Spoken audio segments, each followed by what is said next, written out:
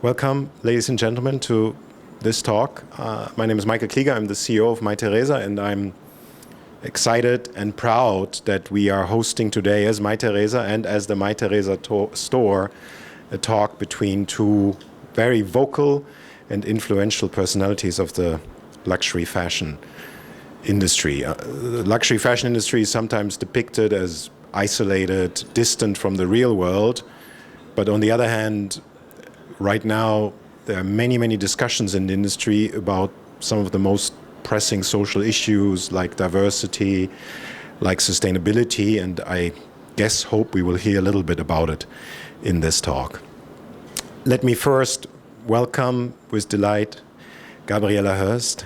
Gabi founded her brand in 2015. She's the creative director of Gabi Hurst. We started working with Gabi in 2017. And I won't tell anything else because that's the purpose of the talk, of course, but I will add two important things that matter to us. We are privileged and happy that Gabi designed an exclusive capsule with us for Mytheresa. You actually see it here. And it's a wonderful collection, but what is also important that 10% of the proceeds will be donated to Save the Children from us, and 10% also from Gabriela Hearst. And Save the Children is a cause quite dear to Gabi. Personally, she's personally involved in that charity. And the other thing that makes us proud is, as of today, for 2 weeks, we will be allowed to also sell the bags from Gabi Hurst's collection, which is very unusual because normally they're only available in the stores of Gabriela Hearst and on the website. So please give a very warm welcome to Gabi, and thank you for coming to Munich.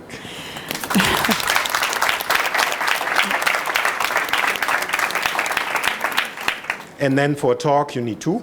And so we are delighted that our friend Christiane Arp, editor-in-chief of Vogue Germany for many years now, is partnering for us for this talk. And Christiane and her team constantly provide a source of inspiration, but also guidance and direction for the followers and readers of Vogue. And I believe in this world of ever-increasing information flow, it is exactly that what is more and more needed, guidance, direction. And so Christiane will guide and direct this talk tonight. So again, welcome Christiane, and I hand it over to you both for the talk. Thank you. So where you want to sit? Left or right? Yeah, so a warm welcome from my side as well. I'm really happy to be here. And that this is an important issue to me.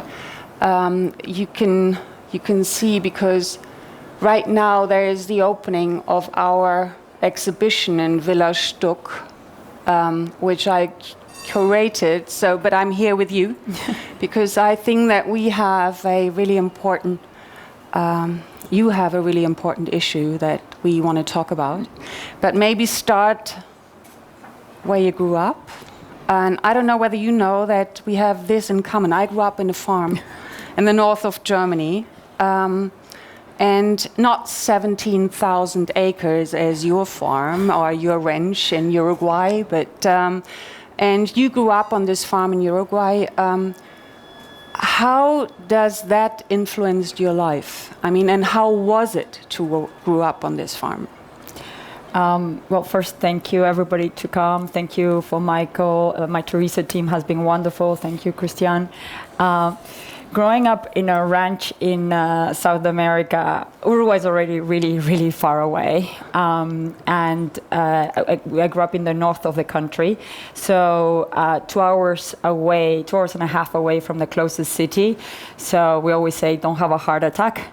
And so I grew up surrounded by nature with more animals than people. And it informed what I do in two ways.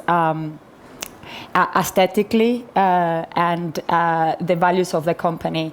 The values of the company taught me long-term view because my family has been doing the same thing for 7 generations. My mom has been in that ranch for 170 years, her family. And so that's the long-term view, and also the sustainable aspect. because we learned to be sustainable from a utilitarian aspect that I'm sure country girls know about this. My mom is still off the grid, so all the energy now, the energy comes from solar panels, but we grew up being resourceful, where nothing goes to waste, everything gets repurposed, and things are built well to last. So quality as a necessity, as a utilitarian aspect. And so those are the elements where long-term view and sustainability are the two precise core values that I launched Gabriela Hearst with. And aesthetically, growing up in the ranch and living in New York for the past 20 years has given me a specific point of view of how I design. You mentioned New York, so you left this ranch really in your 20s, in your early 20s. I can imagine that this was kind of a hard work to convince your father that you want to leave this farm and go out there. And you lived in Paris as well. Yeah. You were modeling. Yeah, and then you went to New York and studied. The first time I left was in Australia. When I was 17 years old, I went to live in Australia. They sent me to study in a British schools in the capital city. And I don't know for what reason was that I was convinced that I had to live in Australia. And I was 17 years old. And all my classmates were like, yes, this is pre-globalization. And I told everyone I was going to live in Australia. And that's when I realized that if you put something in your head, you can actually make it happen. And so I applied for a scholarship, then convinced my parents this was a good idea, and off I went to Australia, begged that I wasn't going to be sent to a sheep farm, right?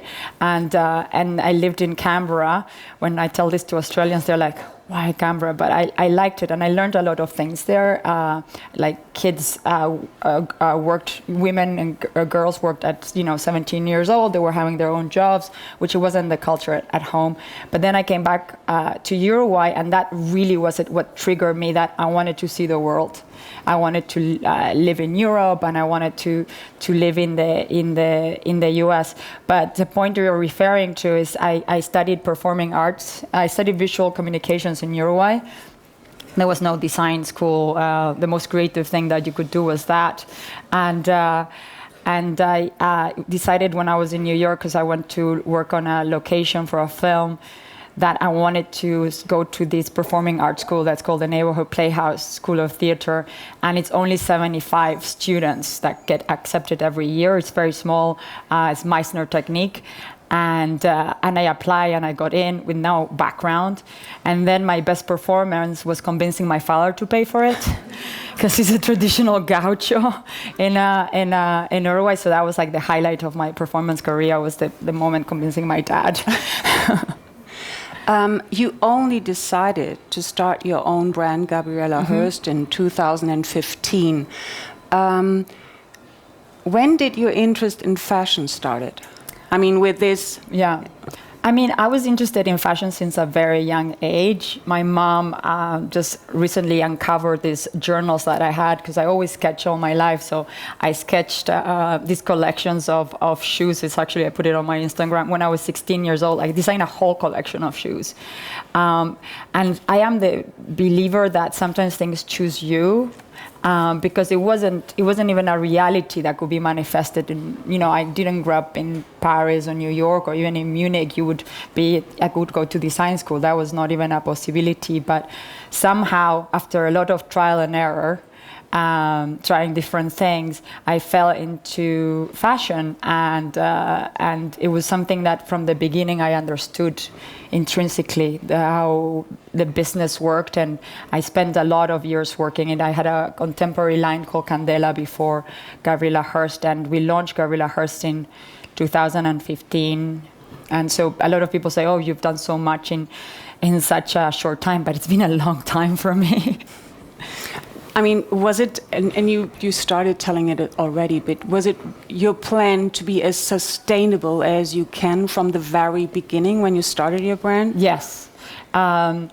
My collection before Candela, I started with $700 silk screening T-shirts in Brooklyn. Actually, the image that's outside is not me; it's my mother on the horse on the window. So I actually still screen that image on a T-shirt. So that's always been the spirit of what I do. And so Candela was a contemporary line, and so the price point was always had to be in that room, and the quality that we were doing wasn't where I wanted to be and wanted to do. So I started to, I remember we had a Zara on top of our studio, and I'm like, I can't compete with this. This is like mindless. And so we had to think of starting over, and I put a lot of thought, and I decided to do, because I had just recently inherited my dad's ranch and taking care of that, and it's an organic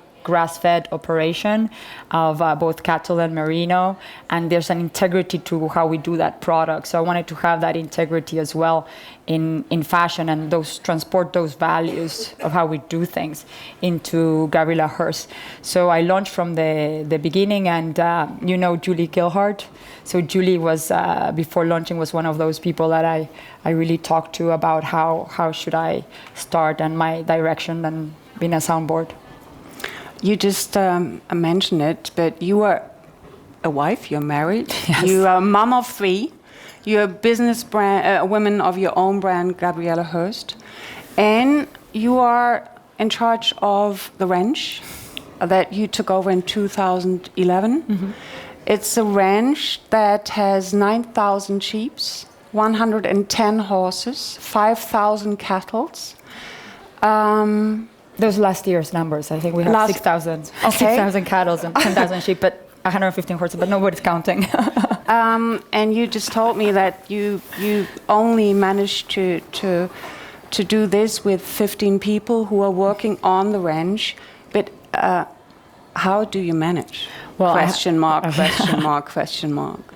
So at the beginning, it was when my dad when he passed away, I was traveling to Uruguay a lot from New York. It's not an easy trip. It's 24 hours door to door.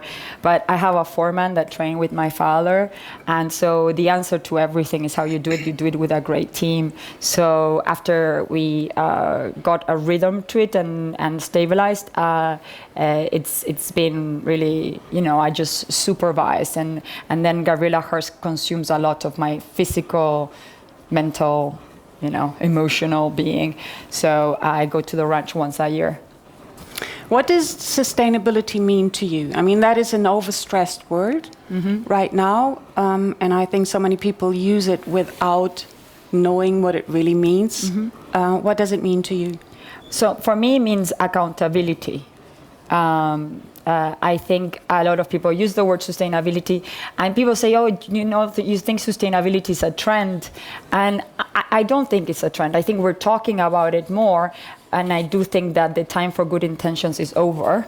But when I started in 2015, people used to tell me, don't talk about, because we're a luxury brand, don't talk about sustainability and luxury, because that can open a can of worms. And I'm like, no, this is why I'm doing this. This is why we're going to talk about it. And now we're not so much the weirdos. There's a purpose. And I think that I can see it also from the back of when I talk to the mills, when I talk, everybody is having concrete efforts. But I think it's important that, as I said before, the accountability to put concrete goals and achieve them and then move forward to the next goals. So, but I mean, you told me that whether it's wood, whether it's the sofa we sit on, whether it's the racks, everything, you somehow made it part of your world because you are aware of how to reproduce or how to use materials, because it's all nature. Well, I think the concept is, I have a clarity that we don't live in this endless cornucopia of natural resources. So we just feel like, we have all these things, but actually we do have limited resources. So the idea of repurposing of not really taking new natural resources to what we do is key in everything, from the way we build this to the way we build our stores. So that is just ingrained in the way I think. I don't necessarily think that something new is better.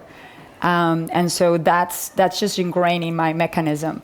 And one of the things that I'm really proud of is that we managed in 1 year from April of 2018 to April of 2019 to change all our packaging from back of office to compostable and biodegradable. So the material that we ship, all our garments, everything that got shipped here, it's compostable, and the hangers are recycled cardboard hangers. You told me something special about my jacket. Can you tell again, please? So I see my job as, dressing dynamic women that have demanding jobs where I do the homework of how I resourced, of how I made it. And so I remember a doctor telling me a few years ago, don't put your cell phone in the pockets near your reproductive organs. And I kept on thinking about this, and I found this actually a German fabric that it's mostly made out of silver, and NASA uses it. So we line all the pockets, all of our blazers and coats with this anti-radiation material. Also, it has antimicrobial properties. So it's basically between the lining of the jacket and the outside of the jacket, so it has no impact on the aesthetic because it's actually silver. It's a silver lining. So in the best case scenario, it protects our client, and because it's kind of controversial what cell phone does, it's not very clear, all the information, and then if there's nothing, you didn't see it. Right now, as you said before as well, a lot of brands are becoming more sustainable, not only in terms of their products, but also in terms of the company itself. How difficult is it in these days to create a really, really sustainable fashion brand? I don't think it's challenging, like anything is challenging, but today we have the alternative for all of this, and we can think, if we as a team that is passionate about this, we can find solution. I think bigger companies can do too. And we did our show in New York, was our carbon neutral show, because when we talk about what are we going to do about the show, my creative brief is like the most important thing right now is sustainability. The number one message I decided a few years ago that any interview I'm going to do or talk, I'm going to talk about the subject. And so we use EcoAct, which is a company that help us measure our carbon footprint. You've been to the show. All the hairstyle was done without any electric appliances. You didn't notice there was a difference. So everything was thought out. So if you just think, it's about being awake and conscious and also doing the research. It's very important that one takes these steps, but also has access to talk to scientists, directors of environment, people that have the knowledge to make sure that you're moving on the right path. Is it difficult to design collections which are outstanding on one side and sustainable at the same time? Because not every collection fulfills it. There is, I think that if design is beautiful, then nobody would put a question mark behind it, whether it's sustainable or not. Not everybody needs the urgency of changing our industry. I think it's just step by step. And we see so many collections and they are sustainable. Are they really appealing to taste? No. You manage both. You manage to design a beautiful collection that is desirable, and on the other side, it's totally sustainable, more than any other collection is. Well, I think that is a big challenge. Thank you for the compliment. I am of the belief that actually, if you I don't know if the correct word is restrict, but if you give certain limits to creativity, creativity becomes more focused and much more sharper, like a laser. And so I actually enjoy having parameters because creativity is endless. You know, the job of a creative director is to, you know, you just. I am of the belief that you don't own your creativity. It comes somehow from your subconscious, and you express it. And vision without execution is hallucination. So you have to manifest it for actually to be it. And so I like to have these parameters. I like the challenge of okay, we have this beautiful fabric. We have X amount of meters. What can we make? This is existing already. So it's always a choice. But when I have two choices, I'm like, which one is the most sustainable choice? It's always, sustainability always wins as a choice for me.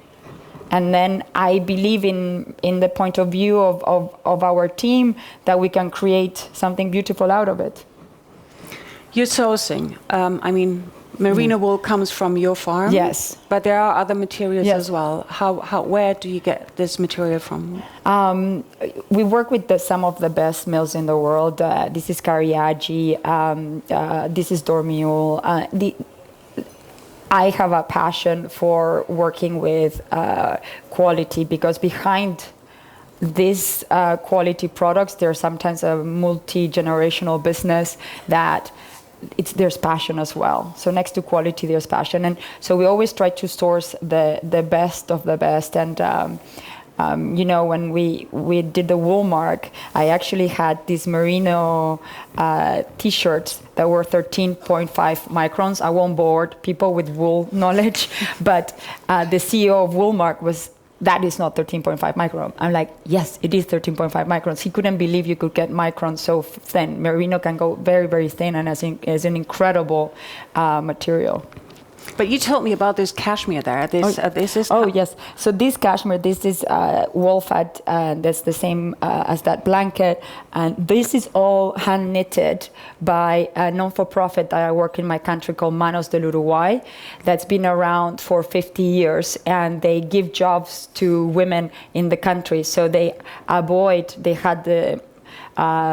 the futuristic vision of understanding, especially in developing countries, when there's a movement from rural to urban, what happens, there's circles of poverty that start building around the city. So where they were thinking they were going to get a better quality of life, actually it's the contrary. So Manos employs women around the country to stay in their homes and provide. And through Save the Children, and we have Save the Children Germany here, we know that if we empower women, we not only empower the family, we empower the whole community. That's what the data shows. And so Manos is a good example of empowering women. And you, I mean, as you mentioned already, Michael, that 20% goes to Save the Children. It all started with a trip, right? Yes. To Kenya. Yes, it started with a trip to Kenya, and it was fired by my concern on climate change, because I had this perception from what I read, but nothing like experiencing, that the people that did the least are paying the highest price for climate change. So I went in 2017 to there's the drought in the Horn of Africa that was affecting 20 million people in the risk of famine, and it wasn't getting in the news. The new administration just had come in the US, so that was not even making the cut. So there was a coalition of all the NGOs called the Global Response. So I went in the field trip with the Save the Children delegation to Turkana, which is in the north of Kenya. And if anyone knows, Turkana is what they call the origins of humankind, because our oldest remains were found there. And what I saw changed me, because I saw mass screening for malnutrition, women having to dig holes for hours in dry riverbeds to get a little bit of water like this. And I don't know what another word to express than I was infuriating by the injustice of this, that the way we live in the Western world, they have to pay the price. And so that really accelerated to, that really what made me push the foot on the accelerator to try to use the platform that I have to not only do something that I love, because I love what I do. There's no other profession I would like to do. But how can I do this without creating a negative impact? And how can I even do this creating a positive impact? So that's really where my mind and my heart stands all the time. We first met at the Wool Mug Prize. And coming from a farm that produces wool, was there ever in your mind that you maybe couldn't win? Oh yeah, I was terrified. Actually, Gabriela won, so that was not the question. But yes, my family was one of the first to bring merino to Uruguay, and at one point in Paris, I was like, "When did I have this bad idea?" It's like going to a tomato sauce competition, and your family grows tomatoes, and you lose. How do you face back? You know, but thank God it was a positive outcome. How, I mean, with your 3 kids, what are you doing in your personal life to live as sustainable as you can? Well, I do have an electric car. I only really buy something if I really need to do. I'm very conscious on shopping in general. Like I'll buy the shampoo if I'm going to use it all the way. I really buy only things that I want to have for the rest of my life. And my children's birthdays is want a present, find it on eBay. And so it's a lot of thinking, and my kids already think like that. So they find things to decorate that are eco-friendly or recycled. So it's already ingrained in our family life. Vivienne Westwood, Stella McCartney, yeah. Gabriela Hearst. Is sustainability, is it a woman's affair? I don't, well, I hope so not. I hope it's a human affair because, people say we have to save the planet, but it really is, in my opinion, and it's a complete misconception because we really have to save humanity, because if for 2 seconds, and growing up in a farm, you'll know that if you think that we won't survive, the planet we won't be able to maintain our life in this planet. This planet's been around for 4 billion years and we've been 200,000, so the math are against us. So I do think that if you like humans, you should care about how we can continue supporting life in this planet. So, if there are any questions, hopefully there are a lot of questions from you all, so please. Yeah?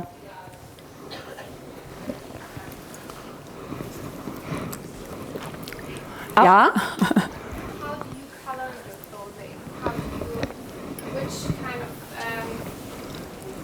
do you use chemical colors, or how do you color your wool? Oh, sorry. In the leathers, we started using veg tan, so we had already were able to change our boots to our shoes to veg tan, and we actually have a disclaimer that says, your shoes are, you have to inform the client, why is this a little bit not the perfect color as the other one? So we have to explain that it's a vegetable tan option.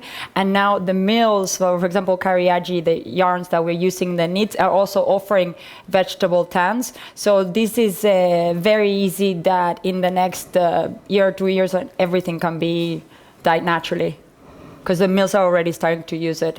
And also another piece of good news is there's a lot of education from, and I'm talking about Italian mills because those are the ones I work with, in the uses of water. They are recycling the water. They're starting to reduce by 30% the use of water, which is really interesting.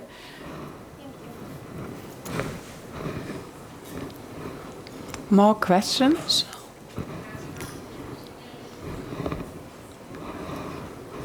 No? So then, Thank you. Thank you. Thank so you. maybe we answered all the questions I guess. anyway. So, No, and I want to thank everybody for their time, because I think that that's the ultimate luxury that we have, is time. So everybody that came here and shared their time with us. Thank you very much for being here, Gabriela. Thank you.